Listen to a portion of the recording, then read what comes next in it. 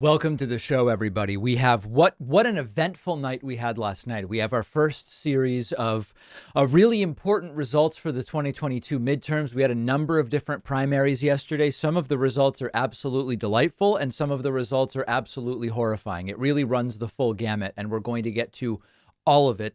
Two races that we were following very closely in Pennsylvania, the Senate race. Why the Senate race in Pennsylvania? The Senate race in Pennsylvania could decide whether Democrats or Republicans ultimately control the Senate starting in January of 2023. And if it comes down to Pennsylvania, on the one hand, we want to know who is the Republican nominee going to be.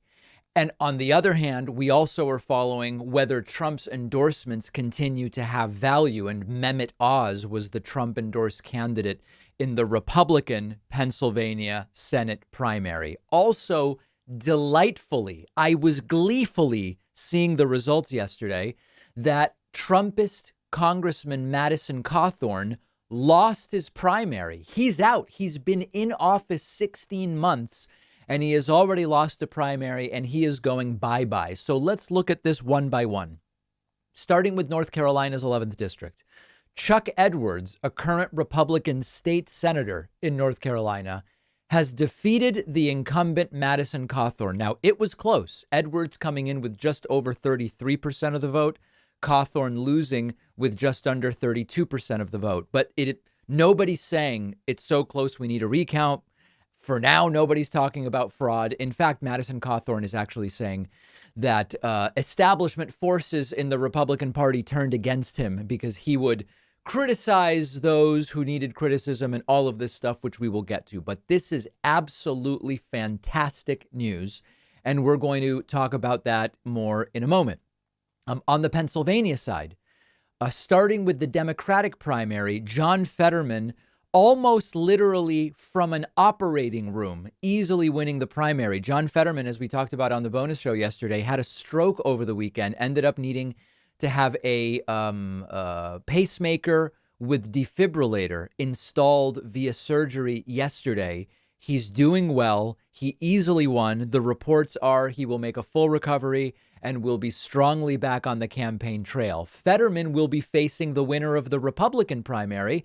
And as of this moment, when we're taping today's show, we don't know who that is. All night, Trump endorsed Republican Mehmet Oz was losing to Dave McCormick. And as the night went on, Oz chipped away at the advantage that McCormick had. And by the end of the night, by this morning, with 95% of the vote counted, Mehmet Oz is ahead by only 2,500 votes. That's 0.2% of the vote.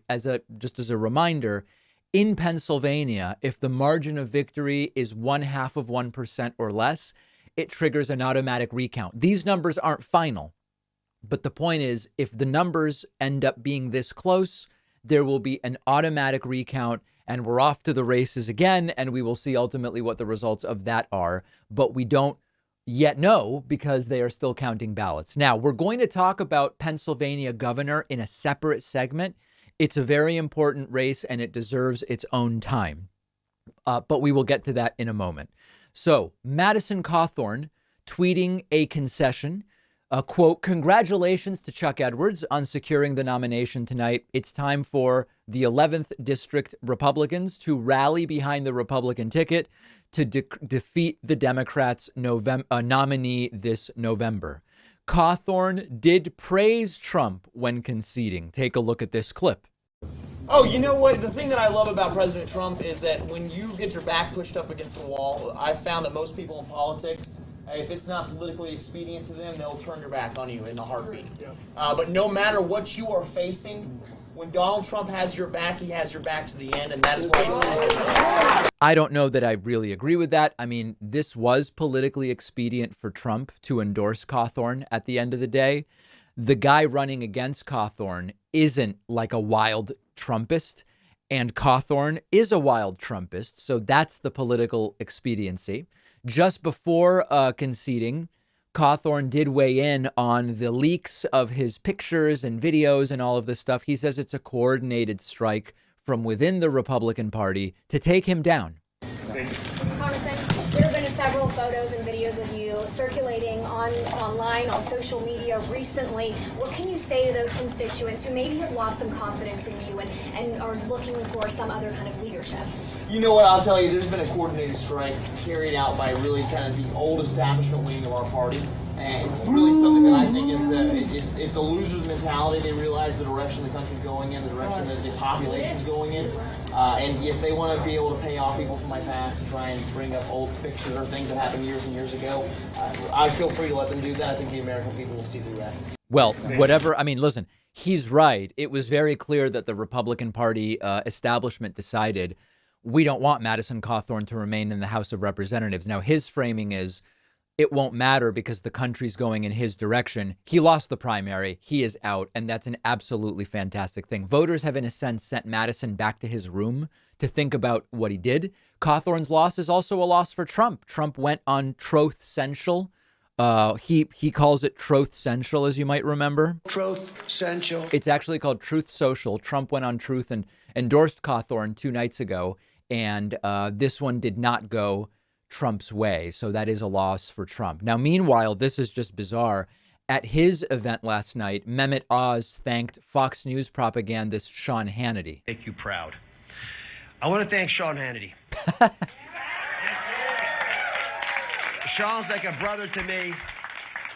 When Sean punches through something, he really punches through it. He understands exactly how to make a difference, and he's been doing that this entire campaign, much of it behind the scenes. Right. Giving me advice on late-night conversations. Again, the kinds of things that true friends do for each other.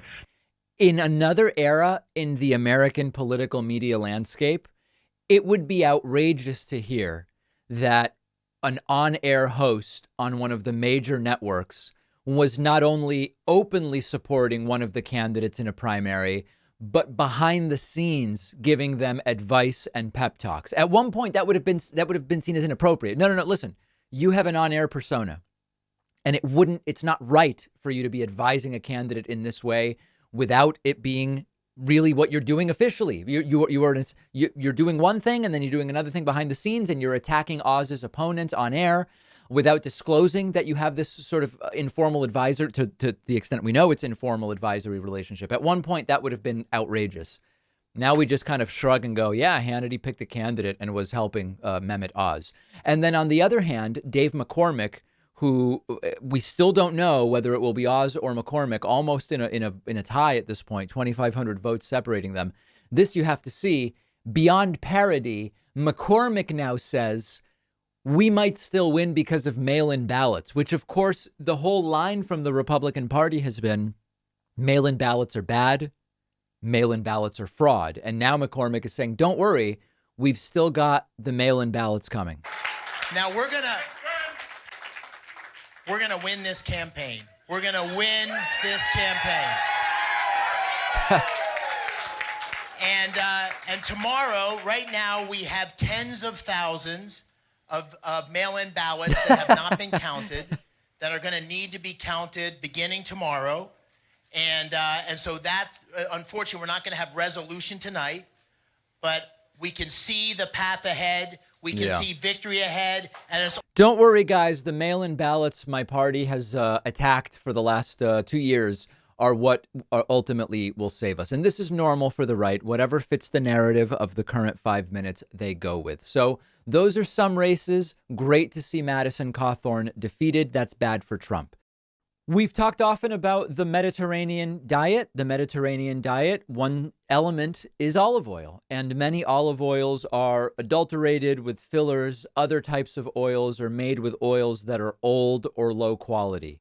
Brightland is where you get the good stuff. Brightland is a California-based company offering authentic, fresh olive oils and vinegars made from local harvests, never over-processed, no fillers or artificial preservatives, because Brightland only works with small California-based family-run farms that don't use harmful chemicals. They pay all workers a living wage. Every bottle has a label with the harvest date. Olives are harvested early in the season, pressed within 90 minutes of harvest for the highest quality oil possible. Brightland sells an olive oil set called the Duo, which I've been using at home. It's unbeatable. One is called Awake. It's a robust oil for breads and soups. The other is called Alive. It's smoother, great for veggies and salads. Brightland ships to you in recyclable bottles that protect against UV light and in sustainable packaging. When you go to brightland.co/Pacman, you'll get 10% off the duo. The link is down below.